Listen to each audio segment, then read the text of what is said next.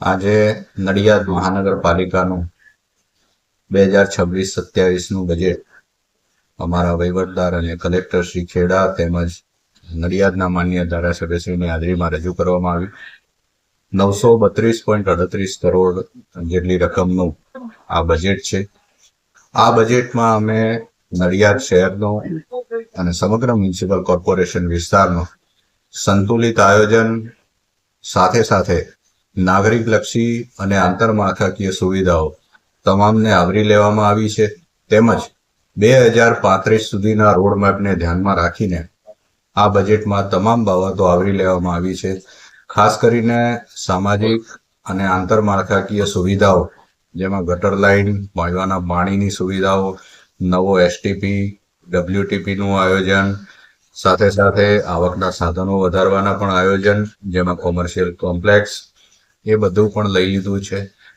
ઉડીને આંખે પડકે એવી એક બાબત છે કે અમે કોઈ પણ ટેક્સના દરમાં વધારો સૂચવ્યો નથી અને જુદી જુદી યોજનાઓ હેઠળ આ તમામ બાબતોને આવરી લઈને એક સર્વાંગી બજેટ રજૂ કર્યું છે. જેમાં ખાસ કરીને આગામી સમયમાં આપણા 10 ગામડાઓ જે ભળ્યા છે એમાં પણ ઘણી બધી સુવિધાઓ ઊભી કરવાના છીએ. રોડના કામો થશે, સ્ટ્રીટ લાઇટના કામો થશે, પાણીની લાઈનોના અપગ્રેડેશન થશે, ગટર લાઇન અપગ્રેડેશન થશે. આપણી જે સફાઈની બાબતો છે એમાં પણ હજુ વધારો સુધારો કરીશું.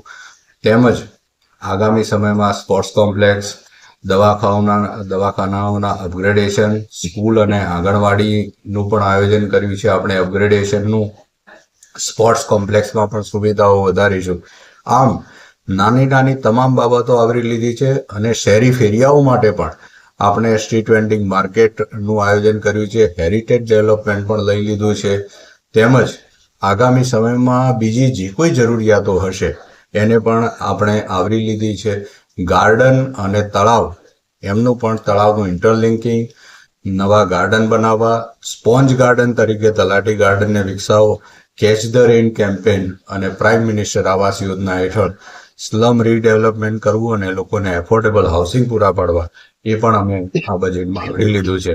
આમ એકદમ સંતુલિત અને દરેક વર્ગને આવરી લઈને આ બજેટ તૈયાર કરવામાં આવ્યું છે, જે લોકોની અપેક્ષાઓ ઉપર સંપૂર્ણપણે ખરું ઉતરશે એવી મારી અપેક્ષા છે.